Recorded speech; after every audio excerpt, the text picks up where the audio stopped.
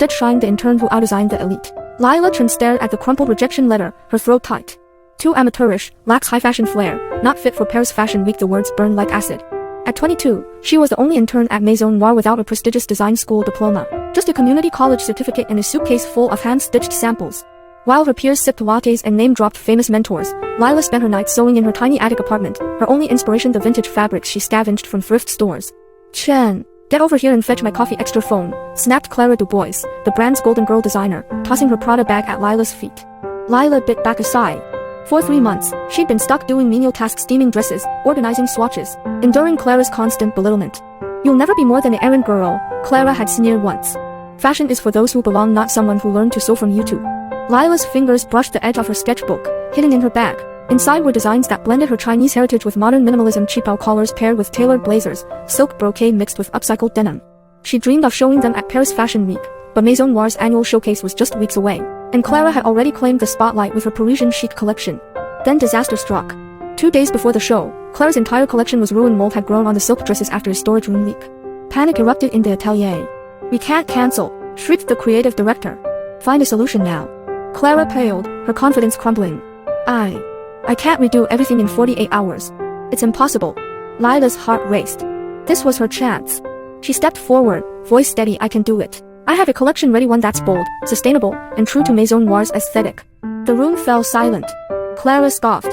"You, a nobody intern. Your designs are probably just knockoffs of fast fashion." "Let her show us," said the creative director, desperation overriding doubt. "We have nothing to lose." Lila raced to her apartment, hauling boxes of fabric and sketches back to the atelier. For 48 hours, she worked non-stop, cutting, sewing, altering, fueled by coffee and sheer determination. Her peers mocked her, calling her crazy and delusional, but Lila didn't stop. She incorporated hand-embroidered peonies, a nod to her grandmother's teachings, into the hemlines, added bamboo buttons for a sustainable twist, and layered sheer organza over structure linen for depth. On the night of the show, Lila stood backstage, her hands trembling. Clara glared at her from across the room, arms crossed. "Enjoy your 15 minutes of fame, they'll be over soon." The first model stepped onto the runway, wearing a black linen blazer with a mandarin collar and embroidered cuffs. The audience gasped. Then came a mini dress of upcycled denim, its skirt lined with silk brocade in deep red. One by one, the designs emerged, elegant, unexpected, infused with cultural heritage and modern edge. Cameras flashed, and whispers of admiration filled the venue. When the final model walked out in a floor-length gown of hand-dyed silk, its train embroidered with golden peonies, the audience stood and cheered. Lila stepped onto the runway, tears in her eyes, as the creative director embraced her. "You've saved the show, no. You've redefined Maison Noire." Clara stormed off, humiliated. But Lila didn't care. Vogue's editor-in-chief approached her, handing over a business card. "We need to feature you in our next issue. Your voice is exactly what fashion needs." In the weeks that followed, Lila's star exploded. She was promoted to lead designer at Maison Noire, and her East Meets West collection sold out globally. She opened a scholarship fund for aspiring designers from underprivileged backgrounds, just like her. And when Clara tried to steal her designs and claim them as her own, Lila fought back, sharing time-lapse videos of her creative process on social media, proving beyond a doubt that the collection was hers. 6 months later, Lila stood at the podium at the CFDA Fashion Awards, accepting the Rising Star trophy.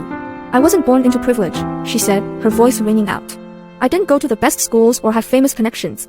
But I had passion, persistence, and a belief that our stories deserve to be seen." She looked out at the crowd, spotting her grandmother, who'd flown from China to be there. Their eyes met, and Lila smiled. Once, she'd been a nobody intern, told she didn't belong. Now, she was a force to be reckoned with, proof that in fashion, as in life, talent and heart will always outshine pedigree. AI 生成